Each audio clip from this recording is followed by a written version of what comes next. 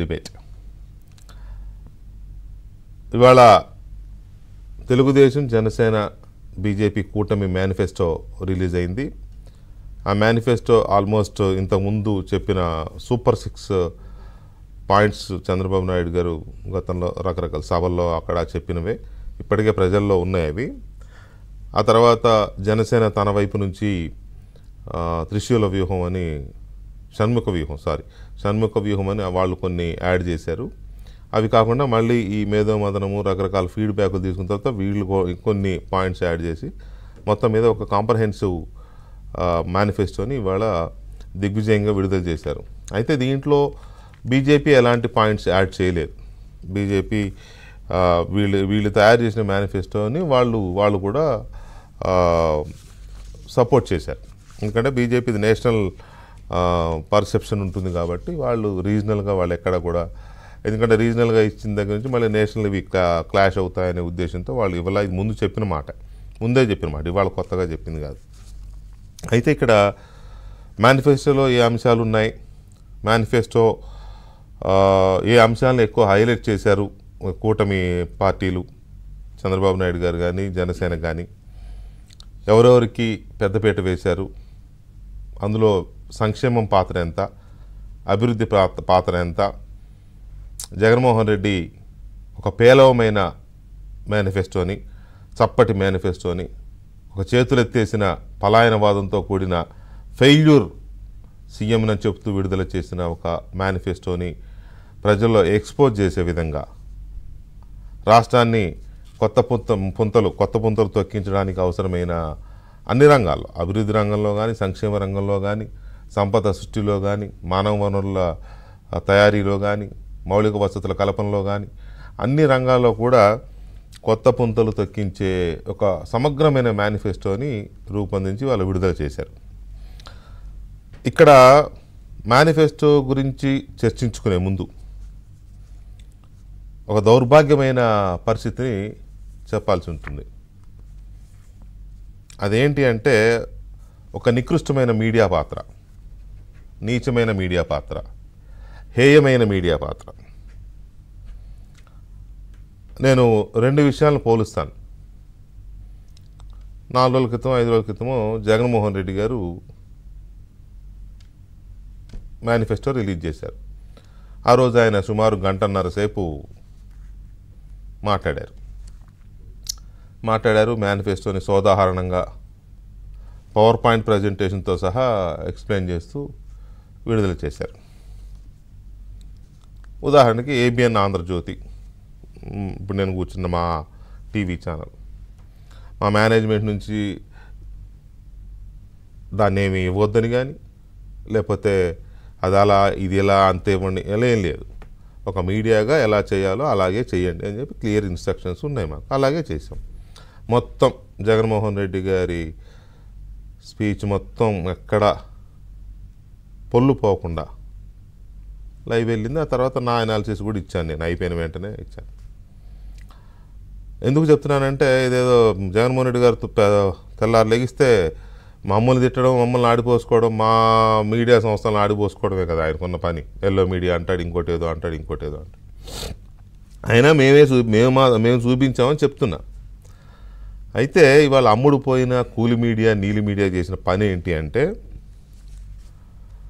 Chandrababu Naidu, Pawan Kalyan, BJP AP వ్యవహారాల incharge Siddharth Singh, ఈ ముగ్గురు కూర్చొని దాదాపు ఒక 1 అవర్ పైనే వాళ్ళు కూడా, పవన్ కళ్యాణ్ మాట్లాడారు, చంద్రబాబు నాయుడు మాట్లాడుతూ మేనిఫెస్టో మొత్తం చెప్పారు. మధ్యలో వాళ్ళు అడిగిన డౌట్లు చెప్పారు. కొన్ని పథకాల విషయంలో సోదాహరణంగా వివరించారు. ఒక్క క్షణం కూడా ప్రసారం చేయాల. అది మరి ఏ రకమైన మీడియా విలువలు అనిపించుకుంటాయో, లేకపోతే మీడియా గురించి మాట్లాడే అర్హత జగన్మోహన్ రెడ్డి గారికి ఉందా, నైతిక విలువలు సజ్జల రామకృష్ణారెడ్డి గారికి ఉన్నాయా, వీళ్ళ మీడియా గురించి మాట్లాడేది? అలాంటి దాన్ని ఏమంటారో మరి ఏమనాలో దాన్ని, అంతకంటే పెద్ద పదాలు వాడితే బాగుండదు కానీ సేమ్ ఫెటర్నిటీ, అంత కూలిస్తూ పోషించే వాళ్ళని మరి వాళ్ళు ఎలా పోషిస్తారో, వాళ్ళు నంబర్ 1 అంటాడు ఒకడు, నంబర్ 2 అంటాడు ఒకడు. అయితే ఇవ్వకపోగా లాస్ట్లో కొబ్బరికాయ దొరికింది. ఎవరికి దొరుకుతుంది కొబ్బరికాయ? సామెతలు ఉన్నాయి కదా. లేకపోతే ఒక కోడిగుడు దొరికింది. ఒక కొబ్బరికాయ దొరికింది ఒకడికేమో కోడిగుడు దొరికింది. అంతే మొదలైంది. ఏంటి అది అంటే, ఆ వేదిక మీద వీళ్ళిద్దరితో పాటు కూర్చున్న బీజేపీ ఆయన ఆ మేనిఫెస్టో బుక్ పట్టుకోలేదంట. ఆ మేనిఫెస్టో మీదేమో జనసేన పవన్ కళ్యాణ్ గారిది, చంద్రబాబు నాయుడు గారి బొమ్మలు మాత్రమే ఉన్నాయంట, మోడీ గారి బొమ్మ లేదంట. అందుకని ఈ మేనిఫెస్టోకి బీజేపీ ఆమోదం లేదు.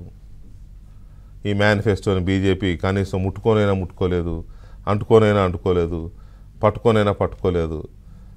ఏదో సొల్లంతా నడిపారు ఒక అరగంట. ఇంతలో సజ్జల రామకృష్ణారెడ్డి గారు జగన్ రెడ్డి గారికి ఫోన్ చేసినట్టున్నారు. ఆయన ఎక్కడో కలికిరి సభలో ఉన్నాడు కదా. ఆయనకి ఇలా జరిగింది, భలే దొరికింది, మన కొబ్బరికాయ దొరికింది, కోడిగుడు దొరికింది, రెండిట్లో మీకు ఏది కావాలో అది తీసుకోండి మీకు అని చెప్పి పంపించినట్టున్నారు. ఆయన రెండు పట్టుకున్నాడు, ఒకడు కాదు. ఒక చేత్తో కొబ్బరికాయ, ఒక చేత్తో కోడిగుడు పట్టుకొని చెప్పేశారు. ఏమని? చంద్రబాబు నాయుడు గారు మోదీ గారికి ఫోన్ చేశారు, మేనిఫెస్టో విడుదల చేస్తున్నామని. మోదీ గారు చెప్పారంట, మీరు విడుదల చేసుకోండి కానీ నా ఫోటో మాత్రం వాడవద్దు, మీ ఇద్దరు బొమ్మలో పెట్టుకోండి అని చెప్పారంట. ఇది జగన్మోహన్ రెడ్డి గారు మాటలు కలికిరి సభలో చెప్పి, నా ఫోటో పెట్టొద్దు, మీ ఇద్దరు ఫోటోలు పెట్టుకోండి అని చెప్పారంట. చెప్పగానే ఇక వీళ్ళు నీరసపడిపోయి ఆయన ఫోటో లేకుండానే వదిలారంట.